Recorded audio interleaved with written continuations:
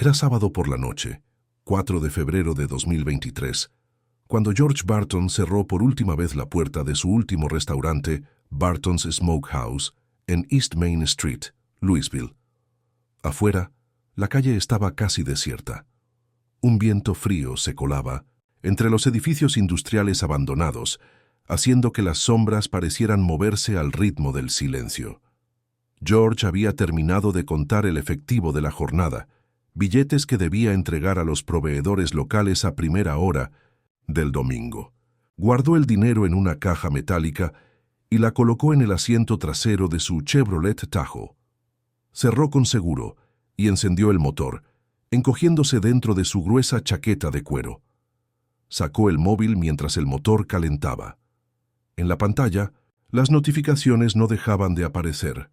Recordatorios de pagos pendientes, correos sobre salarios, impuestos atrasados. George frunció el ceño. Desde hacía meses, algo en las finanzas no cuadraba. Las cifras no coincidían y había pagos, aprobados que él no recordaba haber autorizado. Había decidido hablar con su esposa Valerie a la mañana siguiente, cuando todo estuviera más claro. No era la primera vez que el negocio enfrentaba problemas, pero esta vez sentía que era diferente, más turbio, más peligroso. Encendió la radio, buscando distraerse mientras avanzaba por el camino que conocía de memoria, el atajo a través del viejo distrito industrial. Era más rápido y evitaba el tráfico del centro. A esa hora, la zona estaba completamente vacía. Edificios vacíos, postes sin luz, cámaras de seguridad cubiertas de polvo que nadie parecía revisar desde hacía años. Solo el sonido del motor y el leve golpeteo de sus dedos sobre el volante rompían el silencio. Iba concentrado en sus pensamientos, cuando algo llamó su atención. Un reflejo, tal vez una sombra, cruzó por el retrovisor. No le dio importancia, siguió conduciendo. Pero de pronto, escuchó un golpe seco en la ventana del lado del conductor. Instintivamente giró la cabeza, pero no tuvo tiempo de reaccionar. El vidrio explotó en 1000 pedazos, y algo lo golpeó en la cabeza. La caja de dinero quedó en el asiento trasero, intacta. El motor siguió funcionando, y las luces delanteras iluminaron la calle vacía por varios minutos más. 20 minutos. Después, un conductor que pasaba por casualidad vio la camioneta detenida en medio del camino. Se acercó lentamente, y al ver el cuerpo inclinado sobre el volante, llamó al 911. George estaba inconsciente, con sangre escurriendo por el tablero, pero seguía con vida. La ambulancia llegó rápidamente y lo trasladaron de inmediato al Hospital Universitario de Louisville. Valerie recibió la llamada a las 11:15 de la noche, colgó sin hacer preguntas y salió de casa sin decir una palabra. Mientras conducía hacia el hospital, algo en su interior se quebró, pero su rostro permaneció imperturbable. No lloró, no gritó, no mostró ninguna emoción. La noche apenas comenzaba en Louisville, y nadie, ni siquiera ella, imaginaba hasta dónde llegaría esta historia. George Barton fue ingresado de inmediato en el Hospital Universitario de Louisville. Los médicos, tras una rápida evaluación, determinaron que su estado era crítico y que había riesgo de daño neurológico si no intervenían con urgencia. La decisión se tomó en cuestión de minutos. Lo indujeron a un coma artificial para estabilizar sus signos vitales y prepararlo para la cirugía. Mientras tanto, Valerie Barton cumplió con los trámites necesarios para su hospitalización. Firmó los formularios que le presentaron, respondió a las preguntas de los administrativos con frases cortas y luego se retiró al pasillo que daba a la zona de ambulancias. Desde allí, observó en silencio cómo el equipo médico se movía de un lado a otro. No hizo llamadas de inmediato. Permaneció quieta, con los brazos cruzados y la mirada fija en el exterior, como si buscara algo en la oscuridad de la noche. Una hora después, Lee Freeman, su hermano, llegó al hospital. No hizo preguntas. Saludó a Valerie con un leve movimiento de cabeza y se sentó a su lado. Su actitud era extrañamente serena, como si ya supiera cuál sería el siguiente paso. No mostró nerviosismo ni urgencia. Mantuvo las manos sobre las rodillas y evitó hacer contacto visual con los médicos que pasaban cerca. Valerie tampoco rompió el silencio. Entre ellos, no hubo intercambio de palabras, solo un entendimiento tácito que parecía no necesitar explicaciones. Lee sacó su teléfono en varias ocasiones, revisó mensajes pero nunca se alejó del pasillo. Mientras tanto, la detective Sarah Langley llegó al lugar del ataque. A pesar de la oscuridad y el silencio del área industrial, algo llamó su atención desde el primer momento. En la escena, faltaba el objeto más esperado en un robo. La billetera de George Barton no estaba por ninguna parte. Sin embargo, en el vehículo permanecían objetos de valor como un reloj caro, el teléfono móvil y, lo más sorprendente, la caja metálica con una gran cantidad de dinero en efectivo. No había señales visibles de lucha dentro del vehículo ni alrededor de este.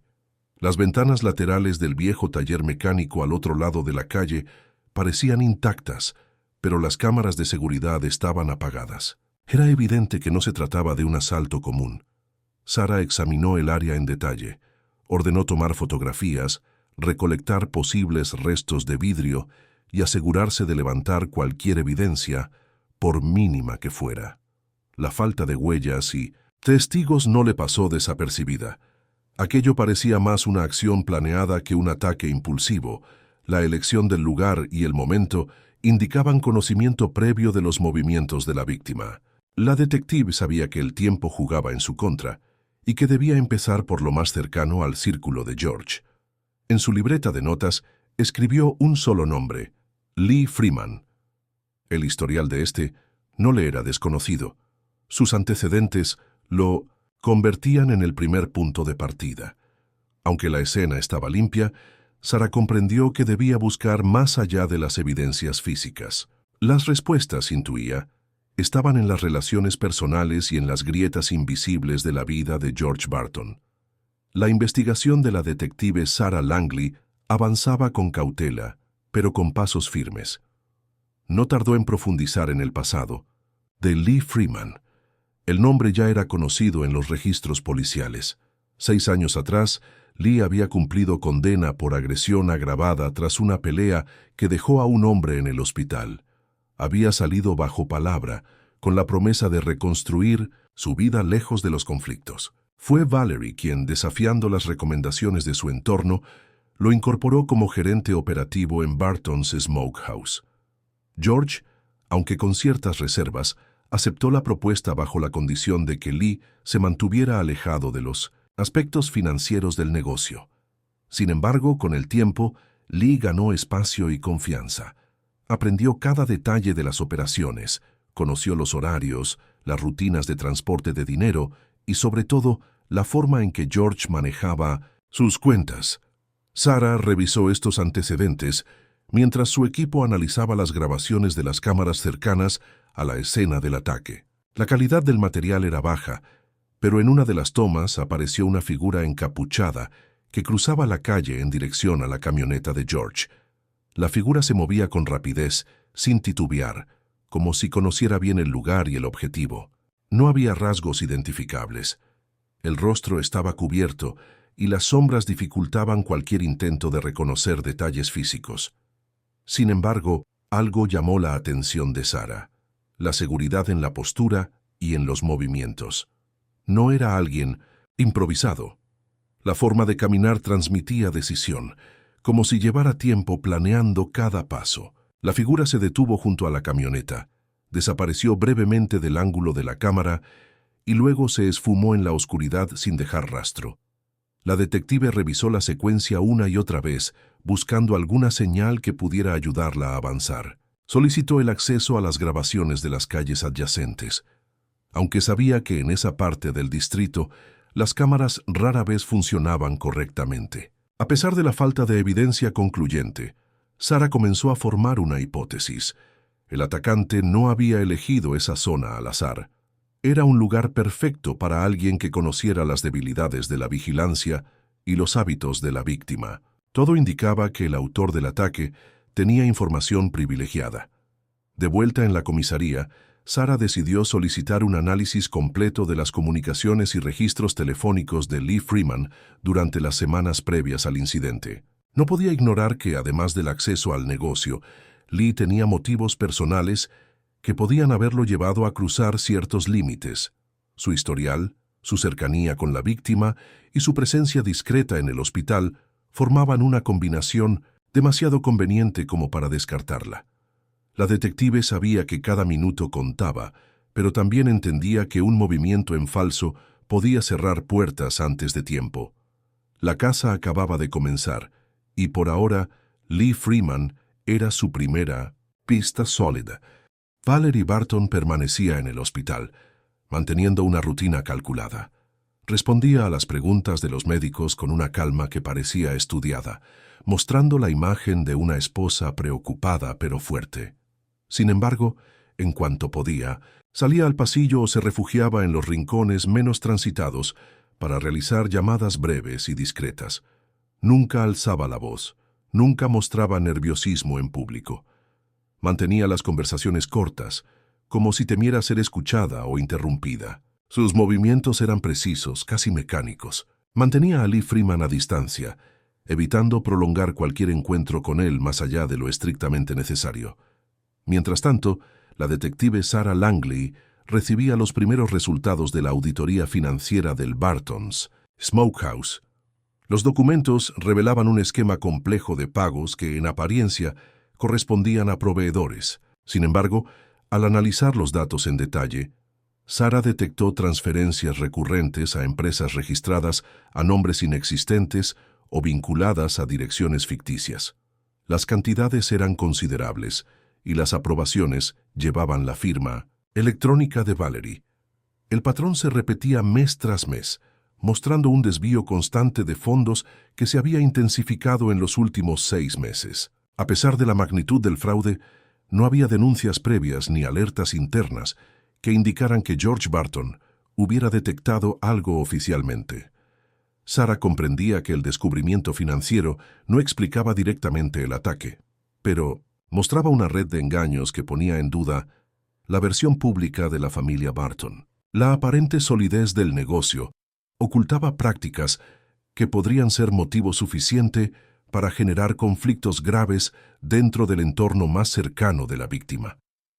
Sarah decidió profundizar en las operaciones diarias del restaurante, convencida de que las respuestas podían estar en los movimientos recientes de quienes gestionaban el dinero. Esa misma noche, cerca de la medianoche, la detective se trasladó hasta la sucursal cerrada de Barton's Smokehouse en East Main Street. Desde su automóvil, observó las luces encendidas en la oficina administrativa del restaurante. Dentro, Lee Freeman manipulaba con rapidez el ordenador principal. Su lenguaje corporal mostraba urgencia. Revisaba documentos y eliminaba archivos, mientras lanzaba miradas rápidas hacia la puerta, como si temiera ser descubierto. Sarah grabó toda la escena desde la distancia, evitando intervenir de inmediato. Sabía que no tenía una orden para allanar el lugar y que cualquier acción precipitada podía poner en riesgo la investigación. Esa observación confirmó sus sospechas. Lee estaba intentando borrar información comprometedora. La detective tomó nota de cada movimiento y se retiró sin ser vista, sabiendo que aquella noche había cruzado un umbral clave. La participación de Lee parecía evidente, pero lo que más inquietaba a Sarah era que todo indicaba que no estaba actuando solo. La implicación de Valerie, aunque aún no estaba del todo demostrada, tomaba cada vez más fuerza. Sarah sabía que debía avanzar con cuidado. La red que comenzaba a descubrir parecía mucho más profunda de lo que había imaginado al inicio del caso. 5 días después del ataque, George Barton abrió los ojos por primera vez en la habitación del hospital. Aunque su cuerpo permanecía débil y sus movimientos eran lentos, su mirada reflejaba lucidez y desconfianza. Le costaba reconocer dónde estaba y por qué se encontraba allí, pero la incomodidad en su pecho y la presión en la cabeza lo devolvieron a la realidad. Los médicos informaron que su recuperación sería lenta, pero que había superado el mayor riesgo. Sin embargo, no podía hablar con fluidez debido a la intubación previa y la fatiga general. Los recuerdos llegaban fragmentados, pero una sensación persistente lo inquietaba. No era miedo a lo que había ocurrido, sino una creciente sospecha hacia las personas que lo rodeaban. Valerie no se apartaba de la habitación. Ocupaba una silla en la esquina, observándolo en silencio.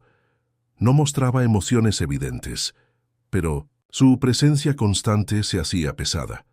George, incapaz de expresar lo que pensaba, solo podía observarla. Cada vez que sus miradas se cruzaban, sentía una desconfianza creciente. No era solo la sospecha de que ella supiera algo más, sino la convicción de que estaba allí, más para vigilar que para cuidar. La imagen de su esposa, antes familiar y reconfortante, se transformaba en un enigma que no lograba descifrar. Esa misma noche, cuando Valerie se ausentó brevemente de la habitación, George buscó papel y bolígrafo en el cajón de la mesa junto a la cama. Con esfuerzo, escribió una frase corta, casi ilegible por la debilidad de su mano. Anotó lo único que su memoria había retenido con claridad: la voz. No recordaba el rostro del agresor, pero sí un tono inconfundible, una orden rápida, seca y dominante. Reconocía ese tono como el de Lee Freeman. La certeza lo paralizó por un momento. Sabía que no podía compartirlo con cualquiera. Si Valerie estaba implicada, revelar esa información antes de tiempo podría ponerlo en mayor peligro. A pesar de la gravedad de lo que había recordado, George decidió no informar aún a la policía. Comprendía que la verdad era un arma de doble filo. Si Valerie y Lee estaban involucrados, debía ser cuidadoso. Un paso en falso podría alertarlos y destruir cualquier posibilidad de descubrir toda la verdad. George optó por mantenerse en silencio, fingiendo debilidad y desorientación. Permitió que Valerie creyera que su memoria estaba incompleta, mientras su mente comenzaba a trazar un plan. Cada visita, cada palabra, cada gesto eran ahora parte de su propio análisis. No confiaba en nadie, ni siquiera en los médicos o en el personal del hospital. En su interior se había activado un mecanismo de supervivencia que lo obligaba a observarlo todo en silencio. George entendía que si quería llegar al fondo de lo que realmente había sucedido, debía jugar su propia partida. Así comenzó su investigación personal, escondida tras la apariencia de un hombre indefenso que, en realidad, ya había comenzado a cazar a sus propios depredadores. Desde la cama del hospital, George Barton comenzó a ejecutar su propio plan. El acceso a su tablet personal, que Valerie le había dejado para que se distrajera durante la recuperación, se convirtió en su herramienta principal. Aprovechaba los momentos en que estaba solo para ingresar a los sistemas internos de Barton's Smokehouse. Aunque no podía moverse con facilidad, sus manos, torpes al principio, recuperaban la precisión con cada día que pasaba. Recorrió las plataformas contables, los registros de pagos y las aprobaciones electrónicas. Lo que encontró no lo sorprendió, pero lo dejó helado. Los desvíos financieros no eran recientes. Se trataba de una operación sistemática que se había sostenido durante meses, tal vez más de un año. Cada transacción mostraba un patrón claro, grandes sumas transferidas a empresas inexistentes que figuraban bajo nombres falsos y direcciones imposibles de verificar. Los documentos llevaban siempre la autorización digital de Valerie. George, repasando cada movimiento, reconoció también la participación de Lee, quien se había encargado de preparar los informes manipulados que ocultaban las verdaderas pérdidas.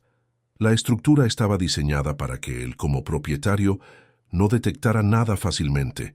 Los informes presentados a la Junta mostraban cifras estables, pero la realidad detrás de las cuentas electrónicas era otra. George comenzó a copiar cada archivo comprometedor y enviarlo a una cuenta de correo personal que había creado años atrás y que solo él conocía. Lo hacía con paciencia, cuidando cada detalle para no dejar rastros. Sabía que cualquier acceso sospechoso podría ser detectado si Valerie o Lee seguían monitoreando los sistemas del restaurante. Por eso, evitaba conectarse a redes inseguras y cerraba cada sesión con precaución. Cada archivo enviado era un paso más en su intento por asegurarse una posición de ventaja cuando llegara el momento adecuado. Valerie continuaba visitándolo todos los días. Su comportamiento no cambiaba. Seguía mostrando la misma calma calculada, hablándole de la empresa y de cómo todo se mantenía bajo control. George fingía escuchar sin prestar verdadera atención a las palabras. Observaba sus expresiones, sus pausas y la forma en que evitaba entrar en detalles sobre las finanzas. Él respondía con monosílabos o asentimientos débiles, manteniendo la apariencia de un hombre que aún no recordaba lo suficiente. Con cada día que pasaba, George sentía que el tiempo jugaba a su favor. La confianza que Valerie mostraba al creer que él seguía débil y desorientado le daba margen para seguir investigando. Sabía que no podía enfrentarlos de forma directa. Lo único que podía hacer era esperar a que cometieran un error que los expusiera ante las autoridades. La vigilancia constante lo obligaba a actuar con frialdad, reprimiendo el deseo de exigir respuestas de inmediato. Había entendido que la única manera de protegerse era permanecer en silencio, fingir ignorancia y reunir pruebas sólidas que nadie pudiera rebatir cuando todo saliera a la luz. La noche del 12 de febrero, George Barton pidió hablar en privado con su esposa. La solicitud sorprendió a Valerie, pero no mostró resistencia. Los médicos permitieron que permanecieran a solas por un tiempo limitado, supervisando desde el pasillo sin intervenir. George se incorporó lentamente, simulando aún cierta debilidad. Su respiración era pausada, sus gestos medidos. Mantuvo el silencio unos minutos, observando cada reacción de Valerie. Ella esperaba escuchar palabras de confusión o agradecimiento por su compañía, pero George cambió el ritmo de la conversación con una frase inesperada que pronunció con claridad suficiente para que ella no pudiera fingir haber malinterpretado. Valerie no respondió.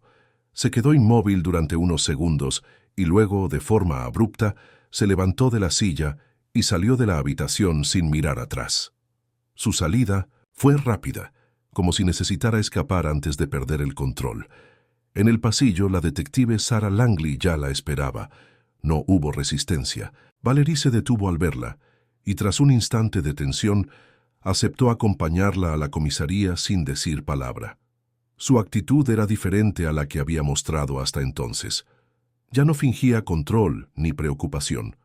Solo caminaba en silencio, consciente de que el momento que tanto había intentado evitar había llegado.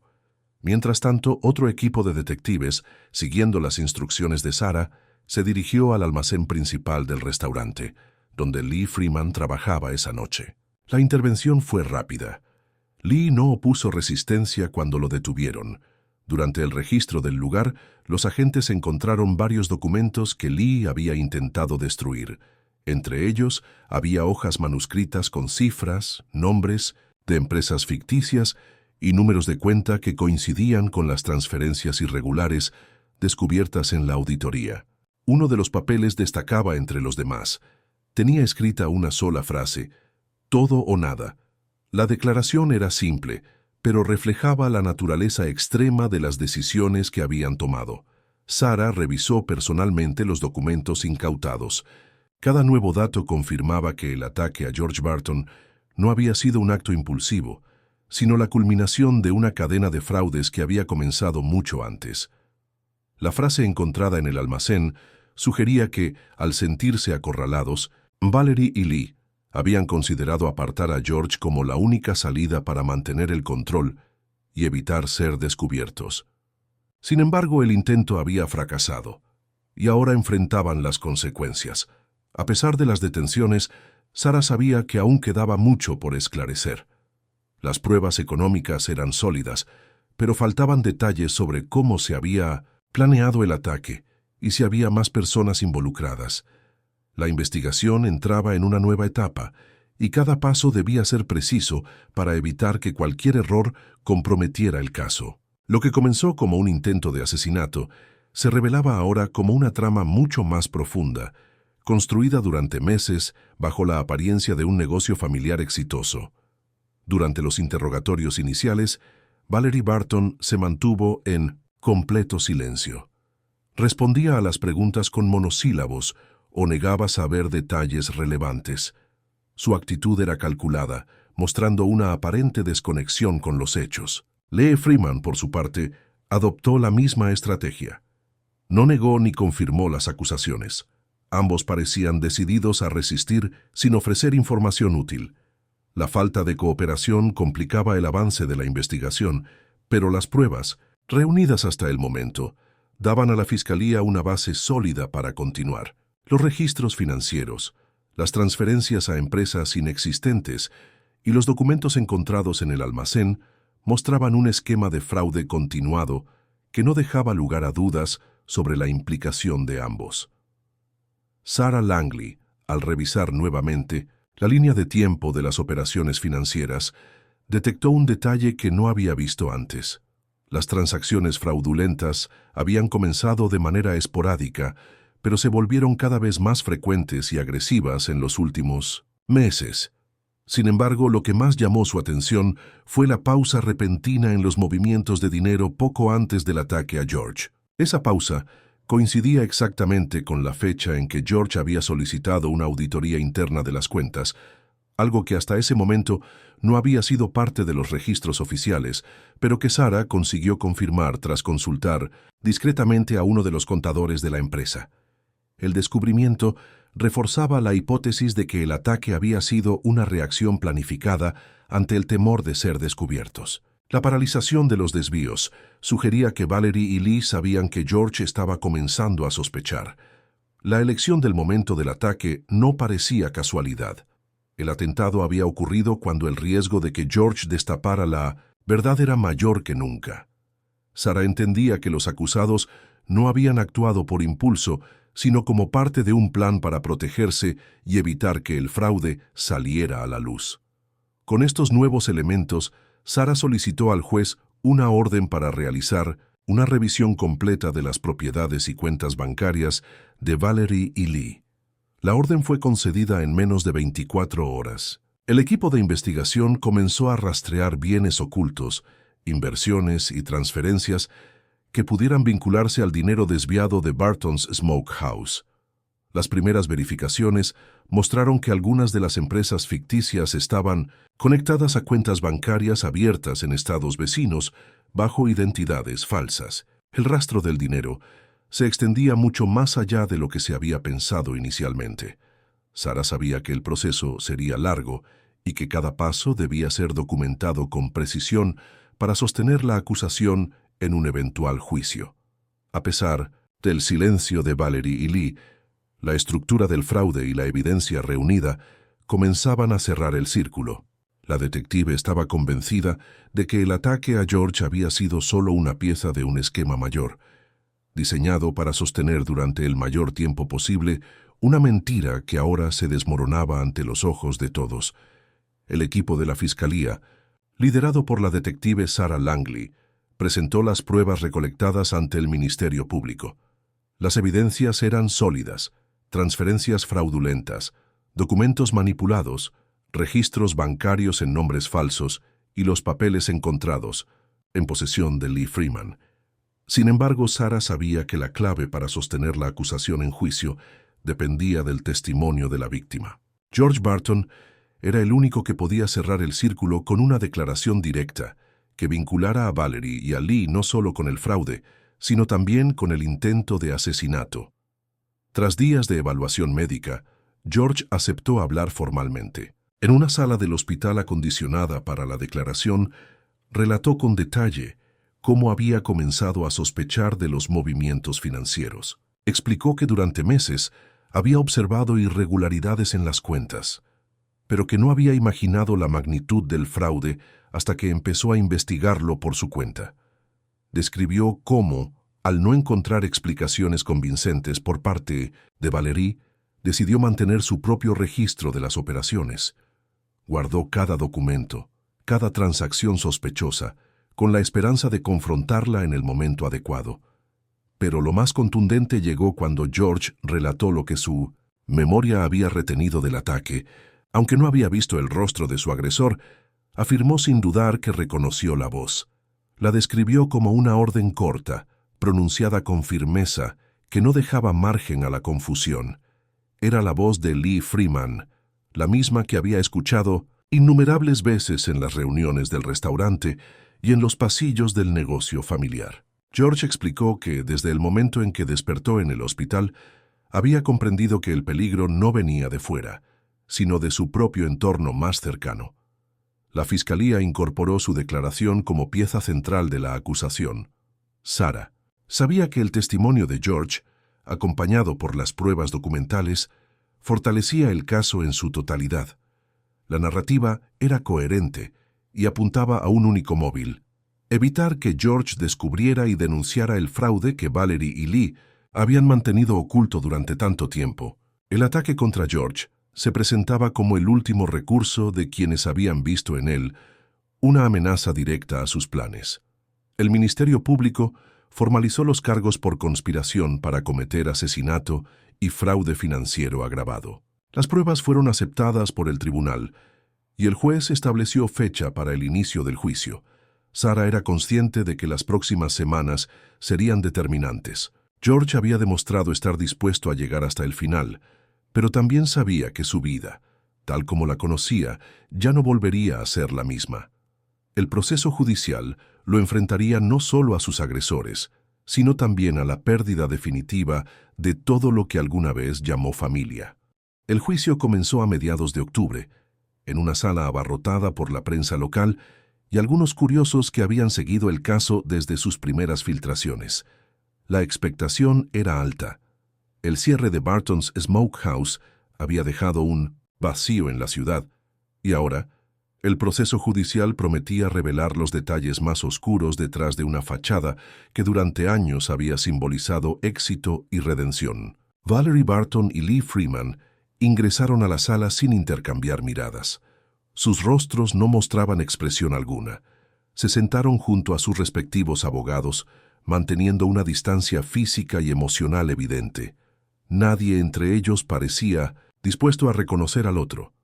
El fiscal inició su presentación con un resumen de los hallazgos financieros, exponiendo cómo las operaciones fraudulentas habían sido sistemáticamente aprobadas por Valerie y ejecutadas en complicidad con Lee. Presentó copias de las transferencias, registros bancarios y documentos confiscados en el almacén. Cada hoja era una pieza que encajaba en un esquema de desvío de fondos que se había sostenido durante meses sin levantar sospechas externas.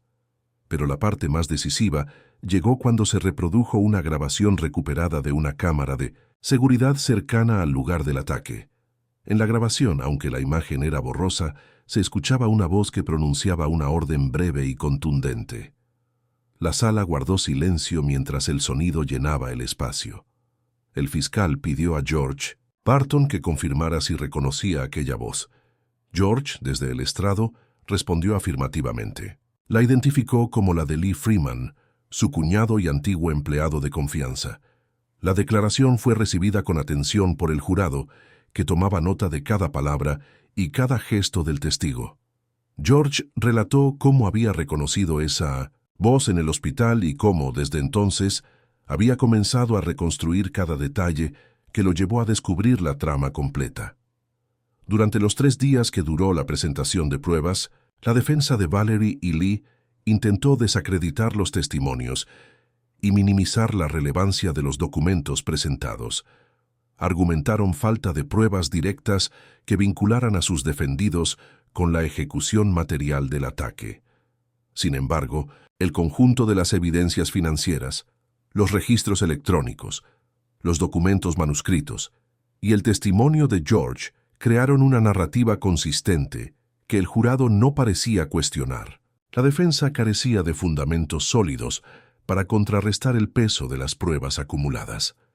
Al finalizar la tercera jornada, el juez anunció que todas las pruebas habían sido presentadas y que el jurado debía retirarse a deliberar. Valerie y Lee permanecieron sentados en silencio, evitando cualquier gesto que pudiera ser interpretado como una reacción emocional. George los observaba desde su lugar, consciente de que el proceso estaba llegando a su fin. Lo que alguna vez había sido su familia, su negocio y su vida entera, ahora se reducía a un expediente judicial que sería recordado como uno de los casos más comentados en la historia reciente de Louisville. El jurado no tardó en regresar a la sala.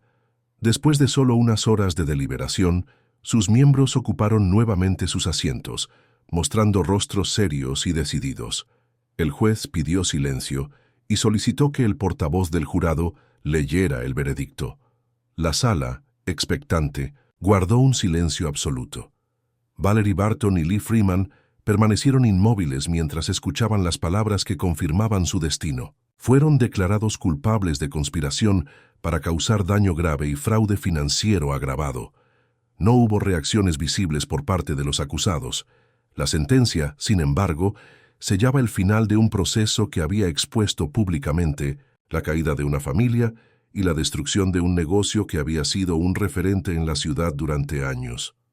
El juez continuó con la lectura de la condena. Valerie Barton fue sentenciada a 28 años de prisión por su papel en el fraude y su participación en la planificación del ataque contra su esposo.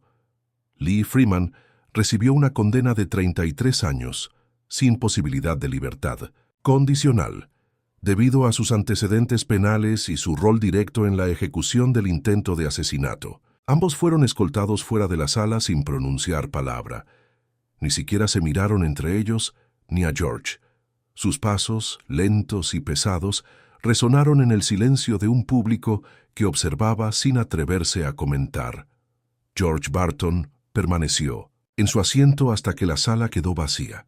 Había esperado meses para llegar a ese momento, pero no sentía alivio.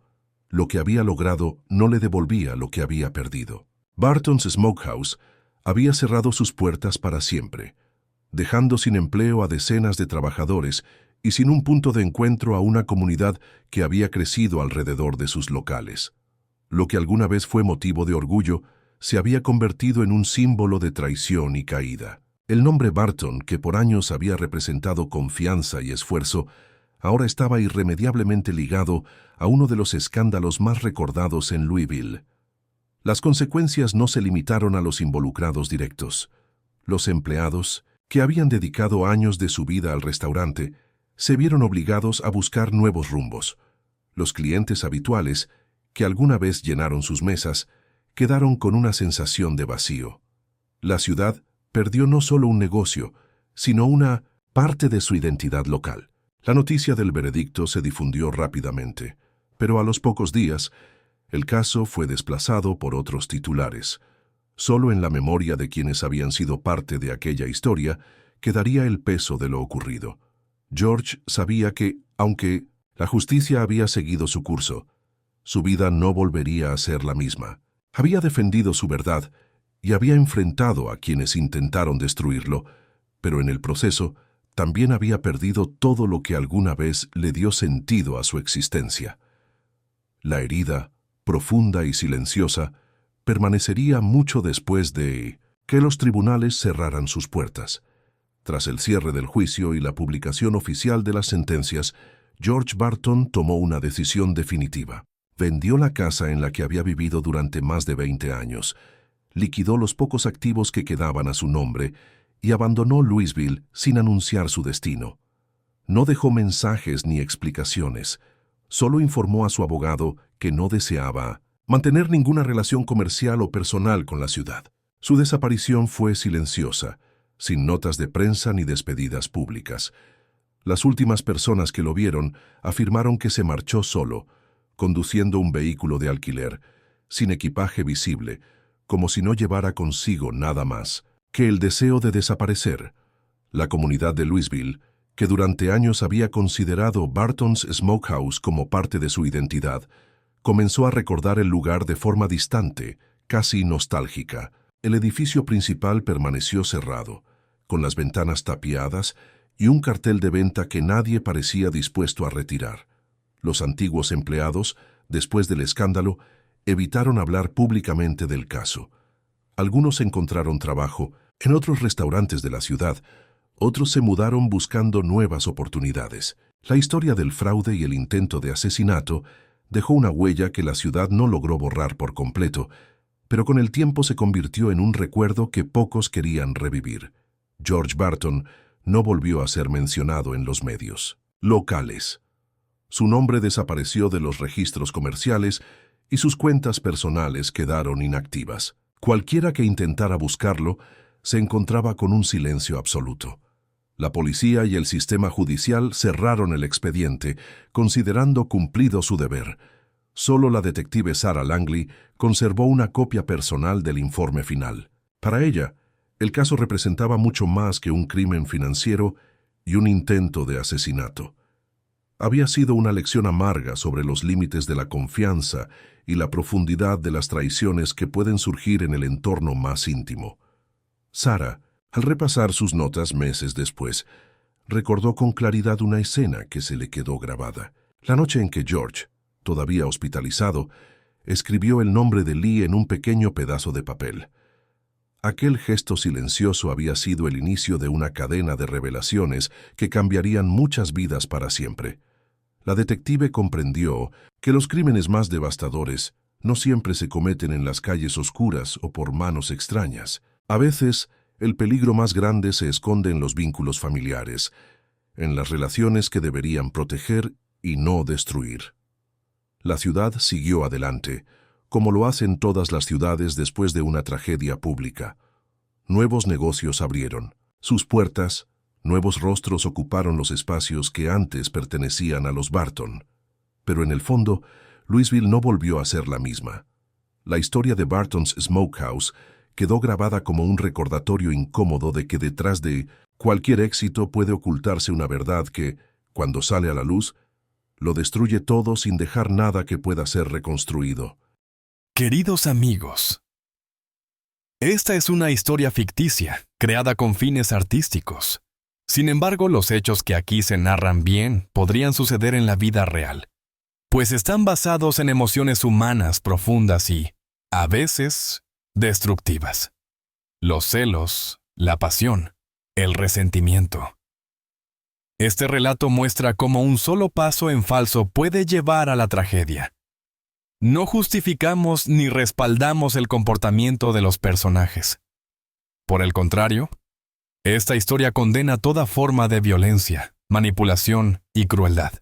A través de sus escenas, queremos invitar a la reflexión sobre los límites personales, la confianza y el alto precio que puede tener una decisión impulsiva. Por favor, no imiten lo que han visto en este video. Todo lo mostrado es una interpretación artística. Si están enfrentando una situación de peligro o conocen a alguien que lo esté, no duden en acudir a las autoridades o servicios de ayuda. Recuerden, la ayuda real existe y no están solos. Cuídense mucho y protejan a sus seres queridos. Gracias por su atención.